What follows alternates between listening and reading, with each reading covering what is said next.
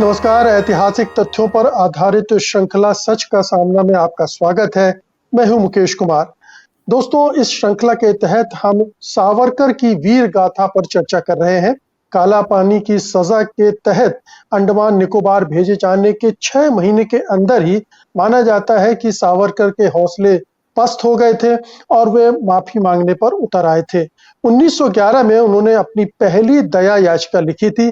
इसके 2 साल बाद 1913 में उन्होंने दूसरी याचिका भी लिख डाली थी। इस याचिका में उन्होंने जो कुछ लिखा, उसको लेकर सावरकर की वीरता पर सवालिया निशान लगाया जाता है। जाने-माने सामाजिक कार्यकर्ता और इतिहास के जानकार प्रोफेसर राम पुनियानी हमारे साथ जुड़ चुके हैं, तो आइए उनसे इस पर बातचीत करते हैं। प्रोफेसर पुनियानी, कार्यक्रम में आपका स्वागत है। जी, मेरा धन्यवाद। पहला सवाल ये है कि काला पानी की सजा के बारे में हम चर्चा कर चुके हैं पिछले एपिसोड में। उन्हें अंडमान निकोबार भेज दिया गया है। अब वहां पर जिस तरह की परिस्थितियां हैं, उसमें सावरकर का मनोबल टूटने लगता है, उनकी जी। वीरता जवाब देने लगती है और वो हुँ, दया याचिका लिखना शुरू कर देते हैं। तो पहली जी, दया याचिका वो 1911 में लिखते हैं। वो शायद उपलब्ध नहीं है, जिसकी वजह से हम उसके कंटेंट के बारे में बहुत बातचीत नहीं कर सकते हैं। लेकिन जी, 2 साल बाद वो एक और याचिका लिखते हैं और वो हमारे पास उपलब्ध है। मैं चाहूँगा कि आप बताएँ कि क्या हुआ? जी। तो पहले तो ये दया याचिका के अध्याय में एक थोड़ी-सी हम बात जोड़ दें कि ये जो दया याचिकाएँ थी इसके बारे में अभी तक जो हिंदू राष्ट्रवादी हैं, जो संगठन सावरकर को अपना आदर्श मानते हैं वो पहले तो इसको डिनाय करते रहे और अभी उन्होंने एक अलग प्रकार का बयान दे डाला और जब उनके नज़र में भी ये आया तो उन्होंने 2-3 आर्ग्यूमेंट दिए कि दया याचिकाएँ क्यों लिखी गई। उनका पहला आर्ग्यूमेंट ये था कि भई ये सावरकर अ, शिवाजी के समान चालाक थे और वो अंग्रेज़ों को दया याचिका लिखकर बाहर छूट कर आना चाहते थे, नंबर 1। और वो जानते थे कि देश में अगर वो देश में जो बदलाव हो रहे हैं और आज़ादी के लिए काम करेंगे, ये उनके लिए बेहतर होगा। और तीसरा ये कि भई जेल में रहने के बदले अगर वो आज़ादी के आंदोलन में भाग लेंगे, तो ये उनके लिए ज़्यादा उचित होगा। इस आधार पर उनका डिफेंस किया जाता है। पर जैसा आपने सही कहा कि अगर हम उसके कंटेंट को देखें और तो उसमें पहली बात जो पता चलती है वो तो ये कि अंडमान की जेल में निश्चित रूप से जो परिस्थितियाँ थी वो काफ़ी विपरीत थी और वो अकेले कैदी नहीं थे, बहुत सारे ऐसे कैदी थे जिन्हें इसी प्रकार की यातनाएँ दी गई। इन्हें पहले 6 महीने सॉलिटरी कन्फाइनमेंट दिया गया, बाद में वो नारियल साफ़ करने का काम दिया गया, बाद में वो कोल्हू के बैल के रूप में उनको सज़ा दी गई। तो ये सब चीज़ें हुई। अब इसके चलते जैसे आपने कहा 1911 की, अब ये दया याचिकाओं का मामला भी बड़ा पेचीदा है। पेचीदा इसलिए है कि वो उपलब्ध क्यों नहीं है? क्योंकि ये तो ऑफ़िशियल डॉक्यूमेंट्स हैं, ये तो लाइब्रेरीज़ में मिलना चाहिए और इनको या तो किसी ने जानबूझकर गायब कर दिया है या जो भी हो। और 1913 में वाइसरॉय के जो बॉडी के होम मेंबर हैं रेगिनाल्ड क्रेडॉक ये अंडमान की विज़िट के लिए आते हैं और ये वहाँ जब विज़िट करते हैं तो उस समय कई कैदी उनको दया याचिका देते हैं। पर उसमें जो सावरकर की लिखी हुई याचिका थी वो थोड़ी अलग थी। अलग इसलिए थी कि एक तरफ तो वो कहते हैं कि भई यहाँ की जेल की परिस्थितियाँ ख़राब हैं, मुझे डेंजरस कैटेगरी में रखा गया है, बाहर भी नहीं जाने दिया गया। अगर मैं भारत की जेल में होता तो अभी तक मुझे अपने रिलेटिव्स से मिलने सगे संबंधियों से मिलने का अवसर होता, पत्र लिखने का अवसर होता, पत्र प्राप्त करने का अवसर होता, वो सुविधाएँ मुझे नहीं हैं। ये या तो मुझे आप भारत के किसी जेल में ट्रांसफ़र कर दीजिए या फिर आप मुझे रिहा कीजिए या ये परिस्थितियों को कैसे बदला जाए। इसके बाद ये याचिका की वैसे तो अंग्रेज़ी में है, तो मैंने सोचा कि इसकी जो हिंदी इसका एक बेहतरीन हिंदी अनुवाद ये हमारे शम्सुल इस्लाम की किताब सावरकर हिंदुत्व मिथक और सच इसमें 1913 वाली दया याचिका पूरी तौर से अनुदित की गई है और उसके कुछ मैं अंश आपके सामने रखना चाहता हूँ। पहले तो ये जी, कहते हैं कि मुझे डी क्लास में रखा गया, डी यानी डेंजरस जी, क्लास रखा गया जी। और प्रोफ़ेसर पुनियानी, जी, एक एक एक तर्क और देते हैं जो आप शायद जिक्र करना भूल गए, और वो ये तर्क देते हैं कि केवल सावरकर ने दया याचिका नहीं लिखी, तमाम लोग दया याचिका लिखते रहे हैं और ये एक तरह की परंपरा थी दया याचिका लिखने की। तो सावरकर ने दया याचिका लिखकर कोई अपराध नहीं किया है, कोई ऐसा काम नहीं किया है जिसको लेकर वो या उनके अनुयायी शर्मिंदा हो।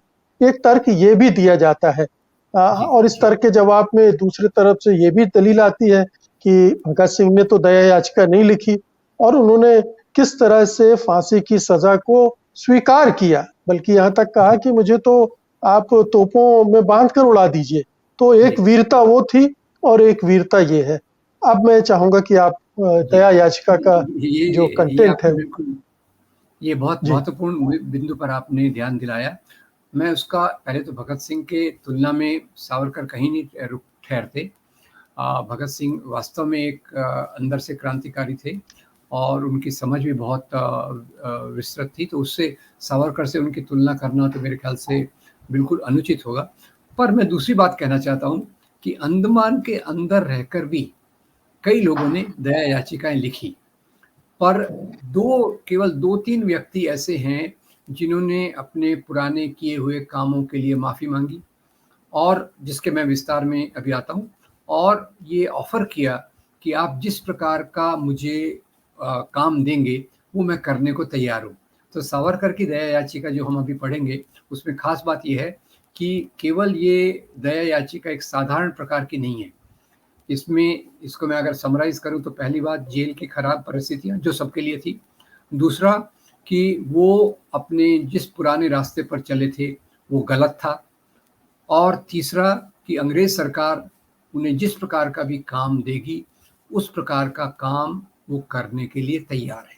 ये 3 उसके जो बिंदु हैं, उसमें जी जो शम्सुल इस्लाम की किताब में 2-3 अंश पढ़ने लायक हैं कि एक तो ख़ैर ये भारतीय जेल में मैं होता, तो काफ़ी जी, सज़ा माफ़ यहाँ मैं एक चीज़ बता दूँ प्रोफ़ेसर पुनियानी अपने दर्शकों को, ये किसी की किताब में से ज़रूर लिए गए हैं, लेकिन ये याचिका ओरिजिनल है, ये वास्तविक याचिका है और ये जी। इनमें कोई फेर-बदल नहीं किया गया, ना किया जा सकता है।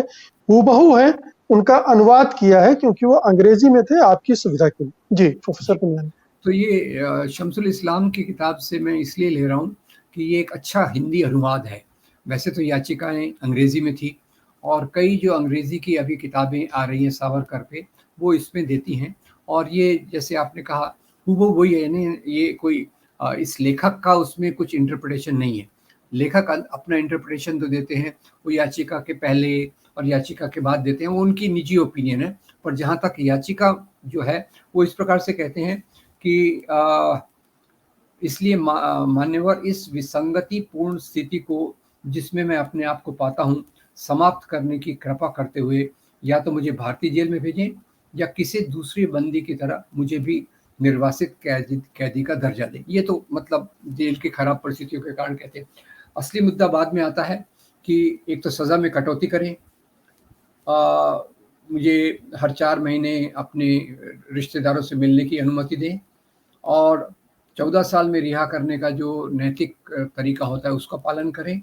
और यहाँ तक तो ख़ैर ये बातें सभी लिखते हैं और उसमें इसी में वो एक उल्लेख करते हैं, ये याचिका का भाग है। अंत में क्या मैं मान्यवर को याद दिला सकता हूँ कि वे दया की मेरी अर्ज़ी को पढ़ने की कृपा करें, जिसे मैंने 1911 में भेजा था। अब ब्रैकेट में ये लेखक लिखते हैं कि यह अभी तक खोजी नहीं जा सकी है और उसे मंजूर करके भारत सरकार को भेजी। यानी यहाँ आप जो कह रहे हैं 1911 की याचिका, उसका उल्लेख वो खुद कर रहे हैं कि मैंने 1911 को लिखी थी, तो वो भी भारत सरकार को आप भेजें। अब आगे वो कहते हैं भारतीय राजनीति की ताज़ा घटनाओं और सरकार की समझौतावादी नीति ने संवैधानिक रास्ते को एक बार फिर खोल दिया है। तो अब यहाँ वो ये कहना चाह रहे हैं कि अभी जिस प्रकार के क्रांतिकारी काम जिसके लिए उनकी बहुत तारीफ़ की जाती है, उसकी अभी कोई ज़रूरत नहीं है। ये मेरा इंटरप्रिटेशन है।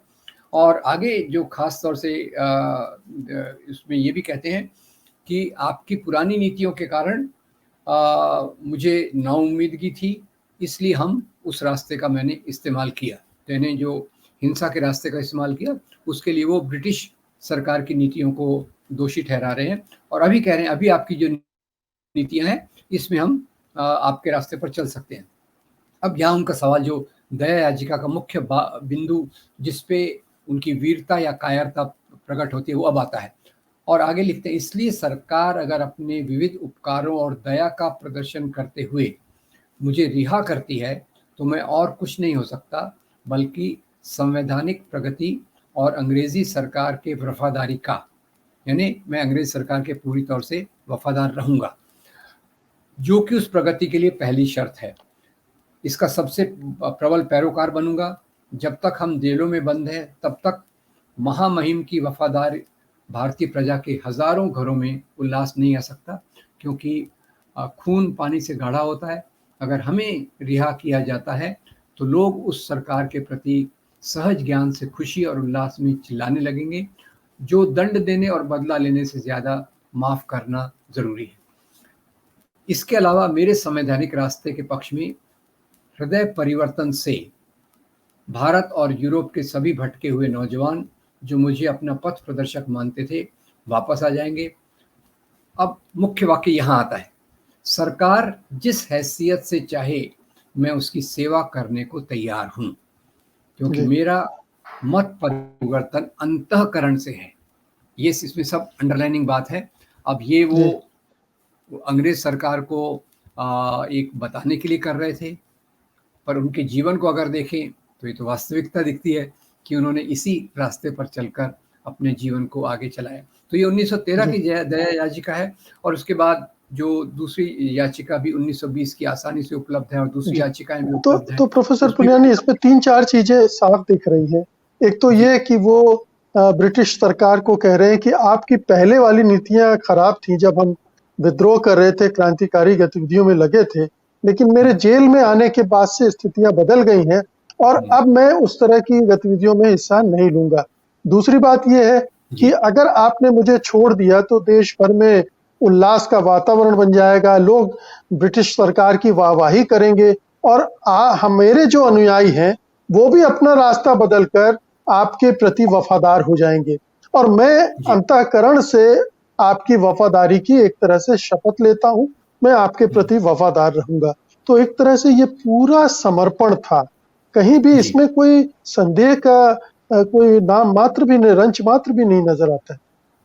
और उसमें सबसे महत्वपूर्ण वाक्य है कि मेरा जो हृदय परिवर्तन हुआ है वो वास्तविक है। और ये बात उनका जो जेल में जाकर कही। अब यहाँ बात यह है कि एक तो इसी प्रकार की दया याचिका वीरेंद्र इन्होंने अरविंद घोष के भाई बारिंद्र घोष ने लिखी थी इसी प्रकार की। पर दया याचिका लिखने का एक दूसरा तरीका जो है वो हमें ऋषिकेश कांजीलाल और गोपाल, ये जो दो लोग और जेल में बंद थे, उन्होंने भी दया याचिका लिखी। पर उन्होंने क्या लिखा कि जेल की परिस्थितियां खराब हैं, सभी कैदियों को परेशानी है, तो आप उस परिस्थितियों को बदलें। और दूसरा उन्होंने कहा कि मैंने जो पहले किया था उसके बारे में उन्होंने कोई माफ़ी नहीं मांगी और आगे भी सरकार की सेवा करने का कोई आश्वासन नहीं किया। उन्होंने एक ही बात की रट लगाई कि आपकी जेल की परिस्थितियां खराब हैं, सभी कैदियों को तकलीफ है, तो वे केवल खुद के लिए नहीं लिख रहे। जबकि अगर आप जी, सावरकर का माफीनामा देखें तो केवल आत्म केंद्रित है, उनके चारों तरफ ही केंद्रित है। और इसमें वो दूसरी मांग करते हैं, जैसे ये ऋषिकेश कांजीलाल और गोपाल, कि आप भारत की दूसरी जेल में हमें भेजें, इतनी वो मांग करते हैं।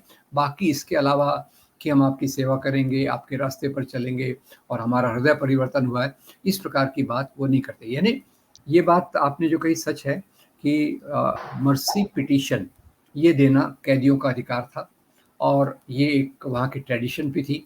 पर उसके अंदर आप क्या लिखते हो ये महत्वपूर्ण है। और उसमें तो सावरकर के जीवन में तो भी ये दिखता है ना कि ये लिखते हैं और छूट कर आते हैं और उसके बाद वो पूरी तौर से आज़ादी के आंदोलन से दूर रहते हैं। तो इसलिए वो जो कह रहे हैं वो ईमानदारी से कह रहे हैं, ईमानदारी से कह रहे हैं जी, कि मेरा हृदय परिवर्तन वास्तविक में हुआ है। और उसी के साथ हमें इस बात को समझना चाहिए। जी। और जेल में जाकर तकलीफ थी, अगर दूसरे कैदियों के साथ कोई नाइंसाफ़ी हो रही, ज़्यादती हो रही है, तो उसके लिए भी कोई विरोध प्रदर्शन का तरीका अख्तियार कर सकते थे, वो भूख हड़ताल कर सकते थे, वहाँ इस आमरण अनशन कर सकते थे, ये तमाम उपाय उन्होंने नहीं किए। उन्होंने तुरंत सरेंडर कर दिया और अपने माफीनामे लिखने शुरू कर दिए।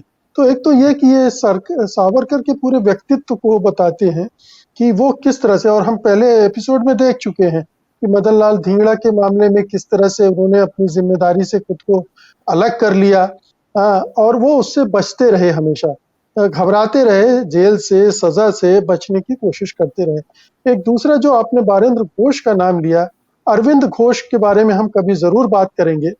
वो भी उसी जी, तरह के क्रांतिकारी थे जो बाद में स्वतंत्रता आंदोलन से मेरे ख्याल से अलग हो गए थे। मैं पूरी तरह से इसमें आश्वस्त नहीं हूं कि मैं जो कह रहा हूं, लेकिन मेरा जो अध्ययन है उसके हिसाब से वो भी स्वतंत्रता आंदोलन से हट गए थे। तो ये जी, एक हिंदुत्ववादी धारा का ये हम लगातार प्रभाव तरीका। देखते हैं, उसमें हुँ, जो तरीका देखते हैं कि वो उनका संघर्ष नाजुक मौकों पर डावाडोल हो जाता है, वो तुरंत आत्मसमर्पण पर उतारू हो जाते हैं।